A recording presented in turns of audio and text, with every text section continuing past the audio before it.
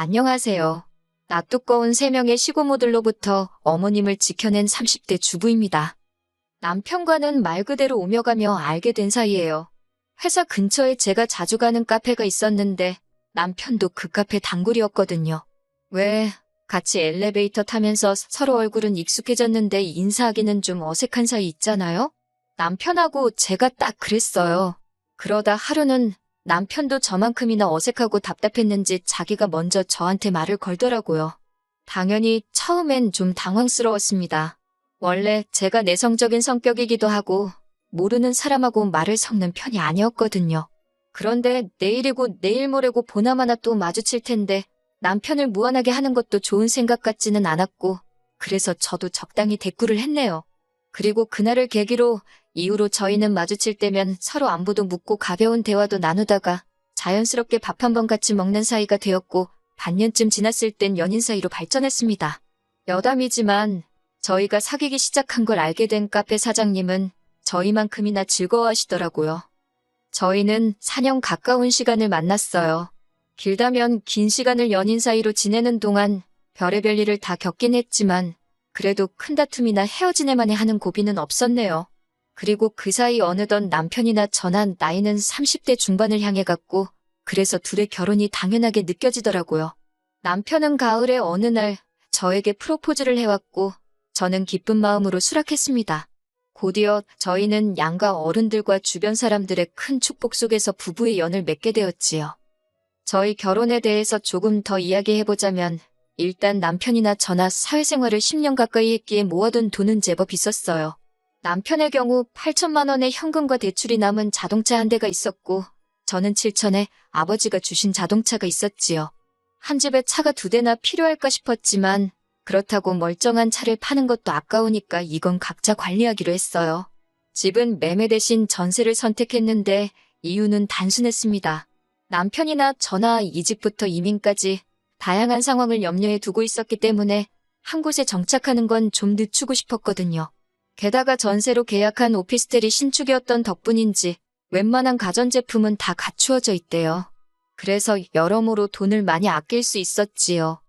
하지만 저희가 신혼집을 구하고 얼마 지나지 않아서 저는 생각지도 못했던 사실을 알게 되었습니다. 그건 바로 저희 집이 남편의 고모님, 그러니까 시고모 댁과 굉장히 가까운 거리에 있다는 사실을 말이에요. 남편에게는 아버님보단 나이가 많은 3명의 누님들이 그러니까 저에게는 시고모들이 있었는데 3분 다 보통이 아니라는 이야기는 진작에 남편을 통해서 들었습니다. 어머님은 아버님과 중매로 만나셨는데 아버님이 그렇게 어머님을 쫓아다니셨던 모양이에요. 지금이야 저를 포함한 여자들이 싫으면 싫다 좋으면 좋다 소리도 하긴 하지만 예전에는 그것도 쉬운 일이 아니었잖아요. 그렇다 보니 어머님은 당신 의사 표현을 제대로 못하셨답니다. 거기다 어머님 의사와는 상관없이 어머님 부모님, 그러니까 시외조 부모님이시지요. 그분들은 아버님을 꽤나 마음에 들어하셨던 모양이에요. 그래서 휘뚜루마뚜루 어머님 아버님이 결혼을 하게 되셨다고요. 그런데 결혼식을 올리고 나니까 시할머니 시집살이보다 시고모들 시집살이가 그렇게 후대더래요. 참고로 저는 이 이야기를 남편에게도 전해 듣고 어머님께도 지나가는 넋두리처럼 2번 들었네요. 특히 남편이 말하기를 자기가 좀 컸을 때는 어머님이 아픈 시할머님을 모시고 살게 되었는데 그렇게 3분의 시고모님이 번갈아가며 집을 드나들더랍니다. 말로는 자기들 어머니인 시할머니를 보러 오는 거였지만 아들인 남편이 느끼기에도 와서 어머님이 살림은 어떻게 하는지 막말로 시할머니한테 해코지는 안 하는지 그런 거 감시하러 드나드는 것 같았다나요. 아무튼 그래서인지 남편도 시고모들이라면 아주 치를 떨어요. 그런데 문제는 어머님께서는 시할머니까지 돌아가신 마당에도 시고모들 앞에서는 어쩐지 겁먹은 생쥐마냥 제대로 길을 펴지 못하시더라고요. 그리고 그 불똥은 저한테까지 튀었지요. 처음 시작은 연락 문제였습니다. 일단 남편은 외동이에요. 그래서 결혼 이야기가 나오면서 저에게 부탁하기를 딸 같은 며느리가 되어달랍니다. 저희 집에도 자기가 친아들처럼 잘하겠다면서요. 이게 대리효도를 해달라는 소리인가 싶어서 썩 기분 좋게 들리지는 않았지만 친정어머니에게 이야기하니 서로 잘하고 살자는 거 아니겠냐며 저더러 너무 심각하게 생각하지 말라셨습니다. 또 그 말을 듣고 보니 어머님과 잘 지내서 저한테 나쁠 것도 없잖아요. 그래서 알겠다 했고 정확히 바라는 게 뭐냐 하니 별건 아니고 이따금씩 어머님께 전화도 드리고 만나서 말동무 좀 해드리면 좋겠다고요. 솔직히 그때는 겁대가리가 없었다고 해야 하나. 그게 뭐 별거냐 싶어서 호기롭게 그러겠다 했어요. 그리고 실제로 신혼 초부터 일주일에 한두 번은 꼭 연락을 드렸습니다. 그런데 어머님께서는 그럴 때마다 시고모들에게도 전화를 드리라고 아주 신신당부를 하시더라고요. 하지만 솔직히 제가 세 분의 시고모들과 할 말이 뭐 얼마나 있겠어요? 특히 작은 시고모와 막내 시고모는 걸핏하며 앓는 소리를 하시니 저로서는 퍽이나 난감한 상황이었지요. 그래서 결국 하루는 어머님께 전화드리는 건 남편이 하는 게 좋겠다고 저는 그분들에 대해서 잘 알지도 못해서 불편하고 어렵다고 솔직히 말씀드렸습니다. 그랬더니 어머님께서는 제가 어색하고 불편해도 시고모들은 집안의 높은 어른들이니 먼저 안부를 여쭙고 하는 게 저희 부모님 요감 먹게 하는 길이라대요. 뜬금없이 저희 부모님 어쩌고 하고 말이 나오니 기분이 정말 나쁘더라고요. 결국 제가 어머님께 설령 시고모들이 그런 일로 제 험담을 하시거든 어머님이 못하게 막아주셔야 하는 거 아니냐고 물었습니다. 그랬더니 어머님이 잠시 뭔가 생각하시는 듯 말씀을 멈추시더니 곧이어 그건 당신이 알아서 할 테니 일단 저는 제 도리에 맞게 행동하라대요. 솔직히 납득은 안 되었지만 그래도 이때는 적어도 제 편에 서주시긴 하시려나 보다 그렇게 믿고 알겠다 했어요. 하지만 얼마 후 정말 황당한 일을 겪게 되었습니다. 어머님께서 연락을 해오셨는데 워낙 늦은 저녁 시간이었던지라 저나 남편이나 순간 어머님 아버님께 무슨 일이라도 있는 줄 알고 깜짝 놀라 전화를 받았어요. 하지만 어머님이 꺼내신 말씀은 저희 예상을 완전히 빗나가 있었지요. 오늘이 큰 시고모 생신이라며 저희가 전화를 드렸는지 물으셨거든요. 생각지도 못한 이야기에 일단 저는 몰라서 못했다고 순순히 말씀드렸어요. 그러자 어머님이 큰 시고모 생일도 모르면 어쩌냐면 안 쳐야 하셨고 저는 남편이 말해주지 않아서 몰랐다고 다시 한번 대답했네요. 그러자 어머님께서 하시는 말씀이 남편이 챙기는 건 챙기는 거고 제가 할 도리는 제가 알아서 해야 되는 법이라나요. 그러자 옆에서 듣고 있던 남편이 안 되겠다 싶었는지 무슨 그런 억지냐며 어머님과 제 전화 사이에 끼어들대요.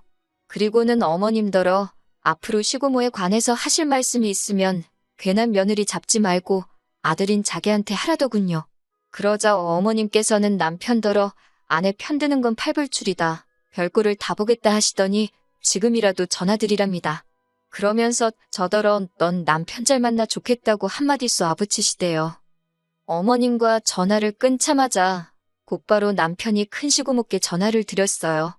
어쨌든 어머님으로부터 전화까지 받았으니 모른 척 그냥 넘어갈 순 없었으니까요.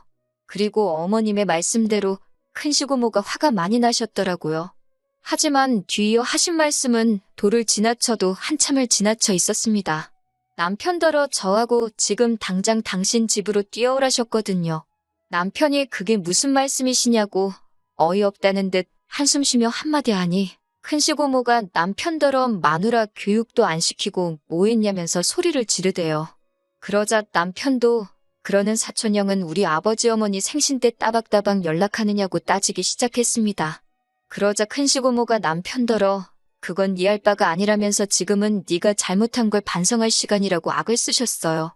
그러더니 제가 옆에 있다는 걸 아시고 하시는 말씀인지 새 사람이 들어왔는데 어째 집안 꼬라지가 이 모양이냐면서 그러자 이번엔 남편이 한껏 가라앉은 목소리로 말씀 가려서 하시라고 그러더라고요.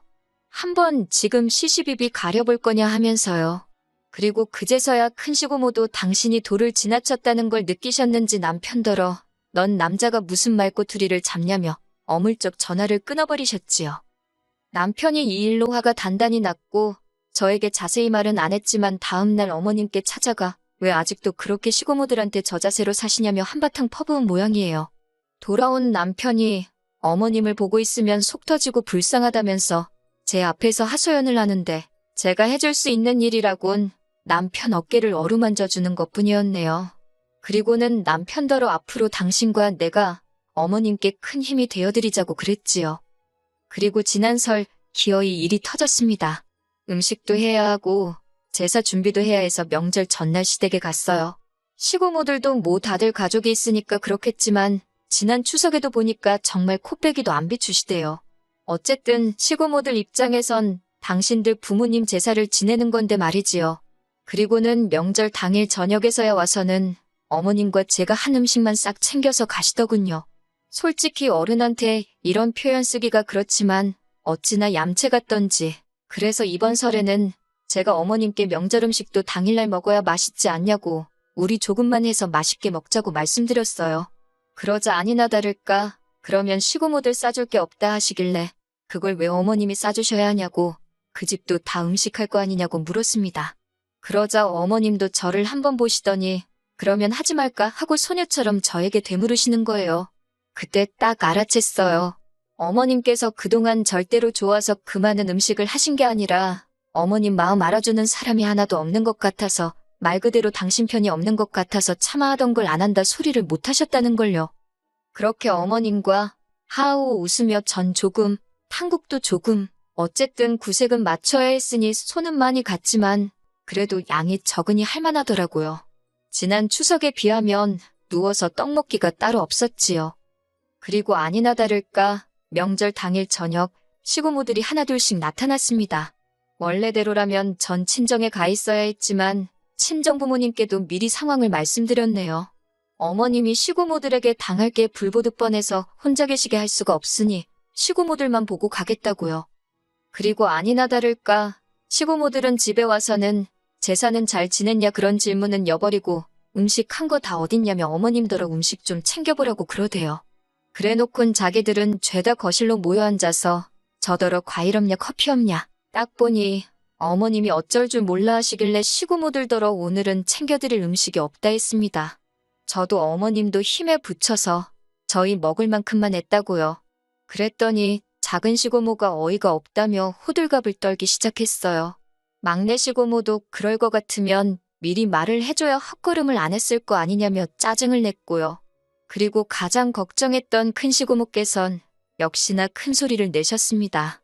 신우들 올 거 뻔히 알면서 명절 음식도 안 했다는 거 이거 지금 시집 식구들 무시하는 거 아니냐면서 괘씸하다나요. 솔직히 제가 뭐 어머님하고 얼마나 정이 쌓이고 소위 모녀 같은 사이는 아니었지만요. 그래도 시고모들은 저에겐 거의 남이나 마찬가지고 어머님하고는 차원이 달랐지요.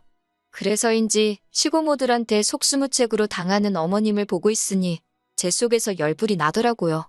결국 보다 못한 제가 큰 시고모더러 지금 그게 무슨 말씀이시냐고 당장 저희 어머님께 사과하시라 했습니다.